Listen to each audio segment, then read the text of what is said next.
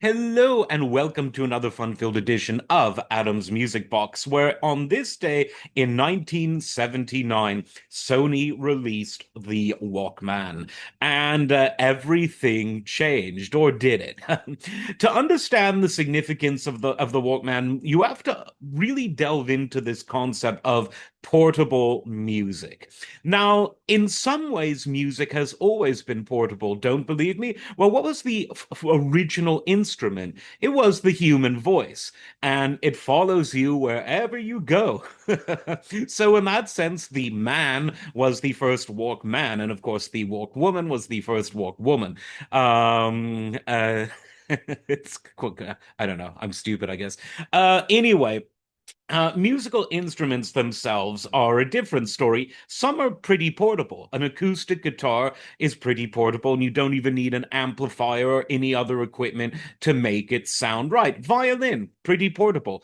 Piano, pretty unportable. Electric piano, more portable, but you need somewhere to plug it in. You need amplification. You see where I'm going with this. Now, let's look at recorded sound. Traditionally, since its inception in the late 19th century, recorded sound has been an indoor activity. The equipment is such that it is furniture-like in shape, size, and even appearance, and you listen to it at home in a sort of living room or a bedroom or any kind of room. Of course, car audio is an example of mobile technology because a car is a mobile device.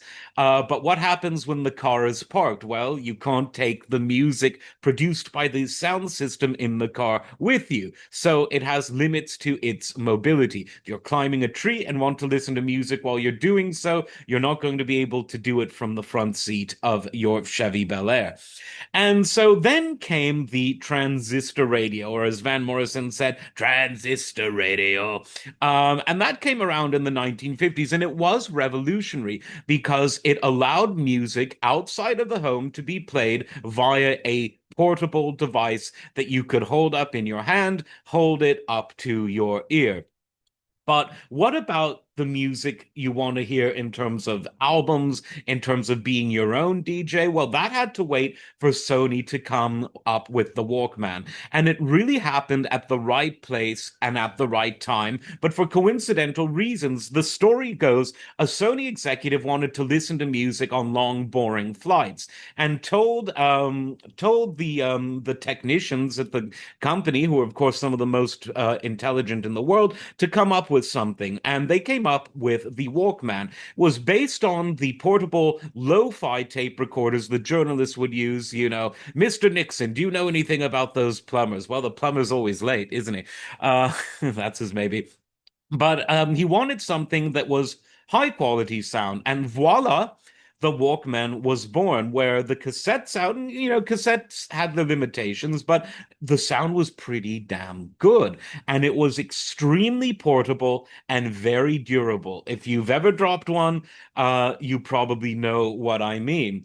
And it really created a revolution in the 80s. People were taking their Walkman everywhere. People were making their own mixtapes to play on their Walkman. It really was the first ultra successful portable audio device. The transistor radio walked in order for the Walkman to run. Maybe they should have called it the Run Man. Now, of course, music is so portable, it exists in the cloud. You don't even need a physical medium to play it. And all you need is a device, one that's generally the size of a Walkman. The average phone today, smartphone, is around the same size, and you can play any kind of music at any quality, so long as you have a good connection in the world on the cloud.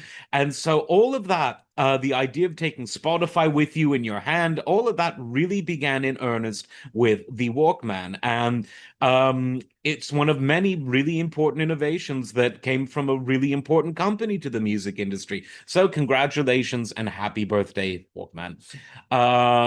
Like, subscribe, and we'll see you next time. Take care.